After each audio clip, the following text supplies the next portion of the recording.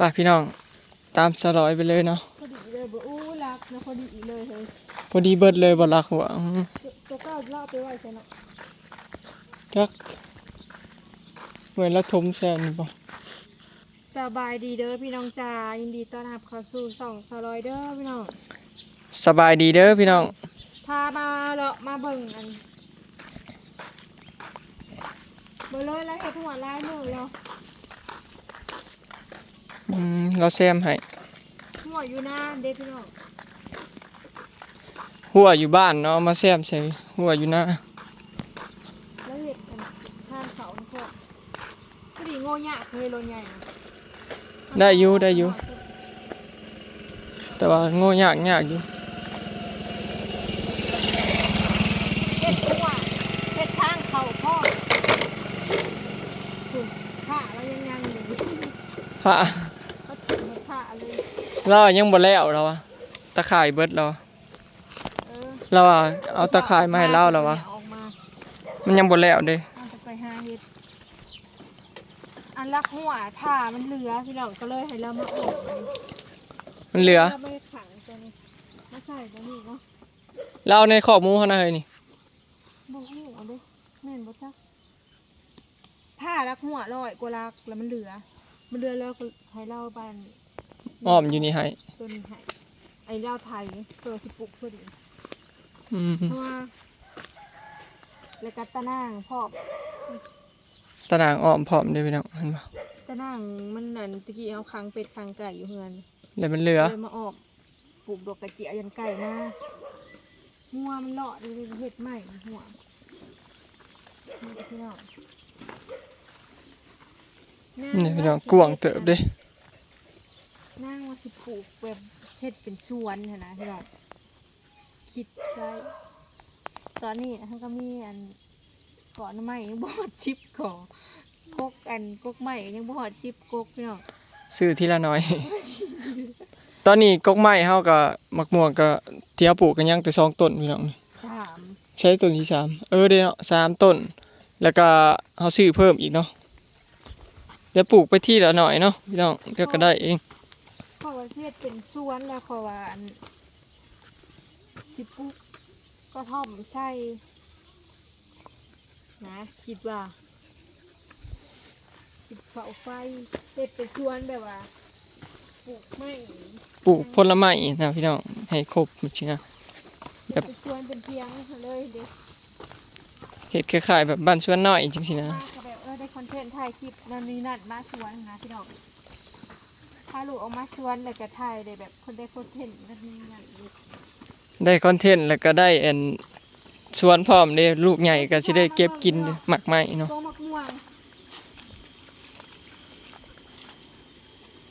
กบม่วงอันนี้3ฤดูบ่วะ3ฤดูน้ำดอกไม้พี่น้องพวกนี้ใบนั่นนี่เนาะแม่นละเป็นหมากปีที่แล้วเป็นหมาก13ต้นยังบ่ได้เอาปุ๋ยมาใส่ตะกี้น่ะมันงัวเนาะเลยบ่มัดก็ได้นะงัวบ่มาแล้วออกเลยงัวบ่มีแล้วตะกี้นี่จะงัวเฮ็ดงัวเขาเอ้ยกบม่วงค่อยจักปีนะครับปลูกนี่2 ปีบ่เคยได้บ่ครับปีปลายบ่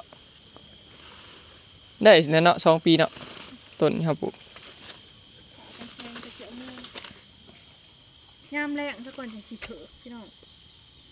เดี๋ยวสิให้ลูกเขาจะมาเถิกแล้วเอาในต้นอันนี้ออกแล้วมันเพียงต้นคลีนบ่แม่นก็มันมีเครือสตันนั่นน่ะสิเอาต้นคลีนนี่แหละออกบางทีก็สิเอาไว้มันเป็นห่มแล้วเนาะโกคลีนเนาะไปเลยเนาะแม่นสิสร้างเครื่องเนาะสร้างบ่ได้ออกมาเลยพี่น้องนี่สร้างเฮ็ดมือสิหาฝีมือสร้างบ่เลยถิ่มหดผ้ามื้อแห้งบ่ผ้าเจ้าถิ่มมาถิ่มหดผ้าฝนตกไปมันบ่จะเจ้าจะเกี่ยวฝนมา2เทื่อตอนค่ำแล้วหัวพ่อเชยเนาะ ผมก็หมดแดงมันเกือบผมพ่อแต่ในของหมูแล้ว เอาในคอกหมูแล้วเบิดอยู่ในคอกหมูเอาเบิด เก้ากับซับแค่ห่าง นี่ต้นหนึงไอ้ม่วงแอปเปิ้ลเคยเบิ่งใบนี่แม่นแล้วม่วงแอปเปิ้ล แม่น ต่อมันเป็นปีง่าย ม่วงแอปเปิ้ล ใหญ่ได้บ่เลย เขาเอาง่วงต่อได้สิได้กินไวกว่าเขาว่า เด็กกินแต่ว่ามันย่ามันโบจากยืนที่เขาบอก มันเป็นแมงนะมันตาย ต้นมันโบจากง่ายแบบ ต้นบ่ใหญ่แห้งคือต้นอันนั้นเนาะ ต้นโบง่ายไปเรื่อย มันสิน้อยแบบบ่คือบ่ใหญ่อันนั้น ๆง่ายไปเรื่อยๆหลายปีหลายง่าย บอกมันหน่อยดีแล้ว แม่นมันจะบ่กรีด นาที หมักแบบนี้แล้วพี่น้องอีกต้นหนึ่งอันนี้3ฤดูเนาะ แก้รถ อันนี้เป็นต้นมะม่วง3ฤดู โบเห็นเขาดอกกระเจียวบัดโง่ไปว่าอ้าวเหยียบดอกกระเจียว มันขึ้นแล้ว ขึ้นแล้วดอกกระเจียวเจ้าน่ะ คือคุดคุมมันเลิกแท้ เขาปลูกพริกแล้วเขาว่าดอกกระเจียวเนาะ เขาใช้คู่ตัวกับคุดคุม ใครยุ่นบ่เป็นหยังมันบ่ตายนะบ่คือ ที่เฮาสิไทยขาดไม่เลยเป็นปลูกเป็นแถว พอดีฝนเถ่งมาใส่แล้ว เป็นพูนน่ะใส่พูนแล้วมันปลาย โบแห้งเฮ็ดคู่เลยครับการเอาพุ่นปกไปเขาเอาเพื่องปก ย่างอยู่2 โลจะสิปลูกใหม่ สั่งมาเพิ่มมันจะบอก คือยามันถ้ามันติดมันก็บ่ตายเนาะ มันติดแล้วขอมาส่องมึงแล้ว มันแบบว่ามันคันเขาปลูกติด นี่3 ต้นต้นบักม่วงคือเป็นแบบว่าถ้าบ่ค่อยคั่วก็บ่ค่อยตายมันยืนพวกส้มโอแบบพวกอันนั้นนี่ต้องมันหมักนะมาเบิ่งต้นนะฮะปลูกมื้อแล้วก่อน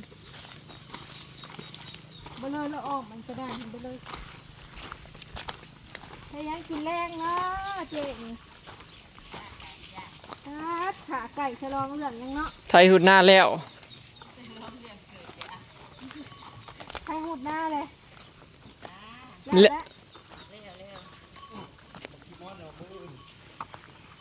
แล้วเรียบร้อยไทย2 คันบ่ ได้เฮ็ดลายบอได้ยินข่าวว่าเป็นได้ข่าว ต้นนั้นเพกพี่น้อง เช้า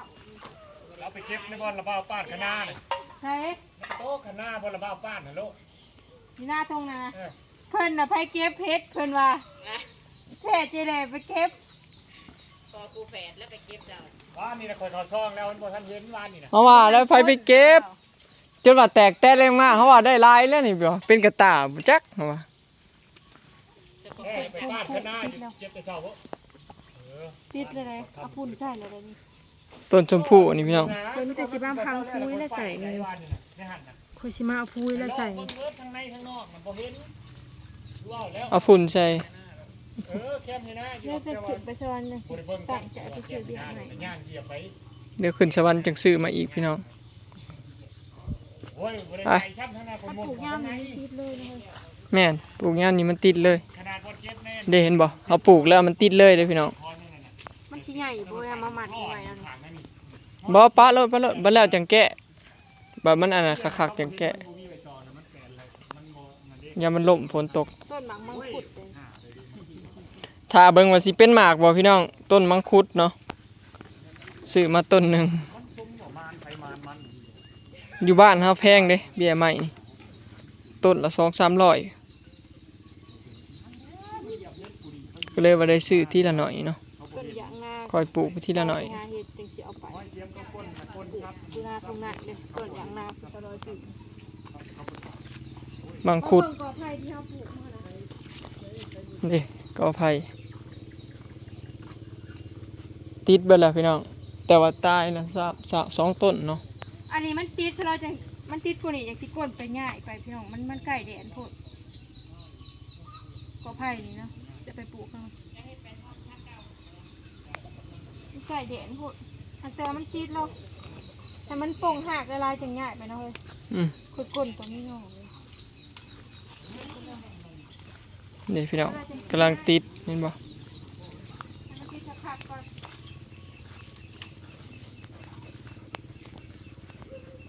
น้ำมักจับกับพอดีเลยบ่อันนี้ก็ติดแหละหากปลูกกับบ่ได้เอาลำเอาหยังเอาต้นดอกพี่น้อง สิจงไว้2-3กอพอ บ่ใหญ่ดอกเนาะ บ่ใหญ่บ่ใหญ่ จงลำไป2ลำ เฮามันขึ้นมาก็ตัดออกเลยหน่อไม้ ไข่กินชุ่มเลยแบบเดียวกันครับนี่ นี่ ไข่กินชุ่มเลยนี่ เห็นบ่พี่น้อง มันแตกไวว่ะเอาไว้ แบบนี้บ่สิตัดจงไว้2ลำก็พอเนาะบ่ มัน บ่ จะบ่หก แม่นบ่ให้หกเลย พอขนาดพอเห็นอันในคลิปเขาเจ้าพี่น้องถ้าตัดตลอดแล้วมันโป่งตลอด แม่นมันถึกน้ำเฮาหดน้ำตลอดมันก็โป่งตลอดเด้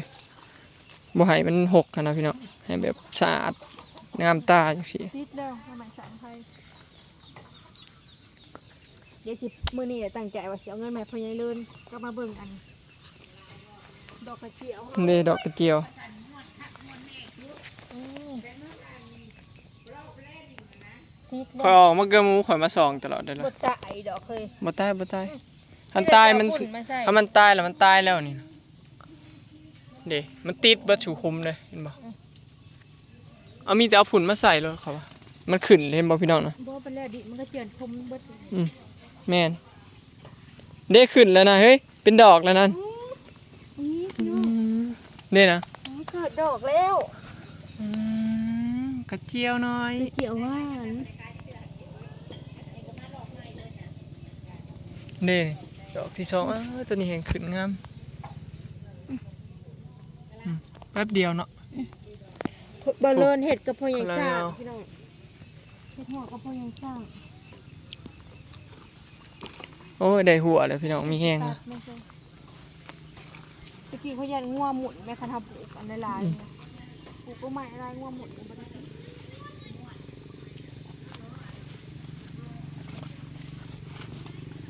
เอาไว้แค่นี้นะเน่า เดี๋ยวนํคือมันลุบบ่นี่นะมันลุบเป็นห้องมันเน่าเบิ่งนะพี่น้องคุมมันเลิกเนาะ เอา น้ บ่แม่นเฮ้ยแค่นี้ค่อยย้ายมาปลูกพี่เบิด ำเอาง่ายบ่ เออ เพราะว่ายังคือคุมโกโวอยู่ ค่อยโจกน้ำพ้นโตกแล้วค่อยโจกมาปลูกพี่ สำพอเด้อจะเป็นคุณน้ำโจโว น้ำก็ขึ้นน้ำลังนี่เด้อ สลอยจกออกพี่น้องอันนี้เด้ฮักก็ขึ้นนี่นี่เห็นบ่มันบ่ได้ตายง่ายเนาะบ่อนนี้นะมันลุบพี่น้องมันเป็นโกนสลอยจกออกอันนี้เป็นต้นกล้วยเนาะสลอยเพิ่นย้ายมาปลูกอยู่โพนไปนี่แหละพี่น้องสวนเฮากันเนาะไปย่างไปเฮือนปะเถาเลินเนาะพี่น้องได้หัวได้อันนี้เรียบร้อยเลยเนาะมีแต่ซื้อเบียร์ใหม่มาปลูกต่อบัดนี้ที่ฝนตกห้ำปะเถาเลินแล้วถิ่มมาเสียมกับอันผาเราหัวอันนี้เราก็เห็นให้คักเลยพี่น้องประตูเห็นบ่ อ้าวออกมาเงิน อัดคักเด้อใหญ่เติบเนาะ อัดพ่อจะไหวมะ โอ้ เอาเงินมา เอาเงินให้ปะเถาเลินพี่น้องงานแล้วแหละ เช็ดเดี๋ยวเช็ดจะวันฝนตก เจ็ดตะวันเราถิ่มฮอนบักเชียมกับผ้า ฝนตก 4,000พี่น้องเฮ็ดแล้วหัวทั้งแก่ทั้งยัง สร้างว่า ตอน 4,000 แก่มาคือเพิ่นแก่มา2คนพี่น้องแก่เขา แกลบ แก่ ออกแล้วก้าวเล็บมา มาเฮ็ดนี่นี่เนี่ย แกเมื่อเฮ็ดอยู่เงื่อนก็เรือ เรืออยู่ แก บ่ มา เรือจักลัก ลงไปใส่คุณ ใส่เรือตัวแทนตัวน้องลงไปเฮ็ดหัวตัวคอกนะที่มั่งตัวเก้าแล้วน้องช้าเลยออกมันเจาะ เราเฮ็ดกับพ่อใหญ่ซ่าพี่น้องจะเฮ็ดจักมื้อ เฮ็ดอยู่บ้านน่ะ3มื้อเนาะ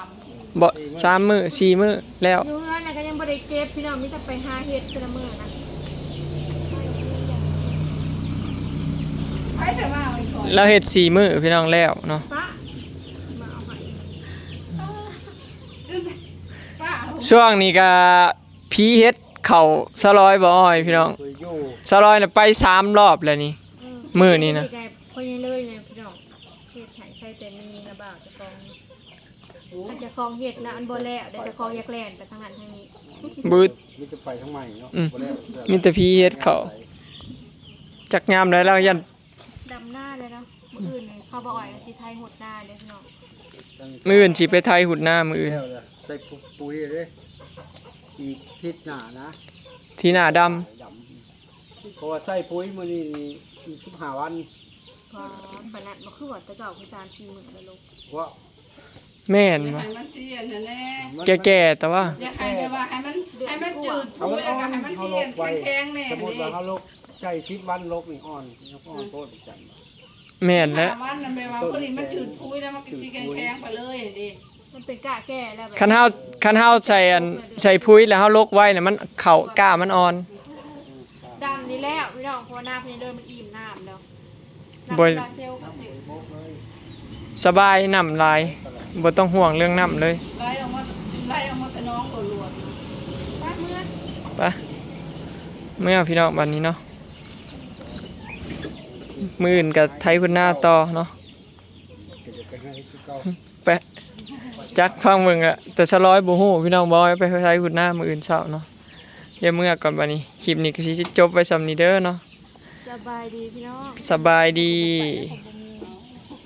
แล้วโลดเมียคันผัวบ่ไปนำขาดมือกล้องขาดคู่หู ป่าหู ขาดคู่หูบ่ เ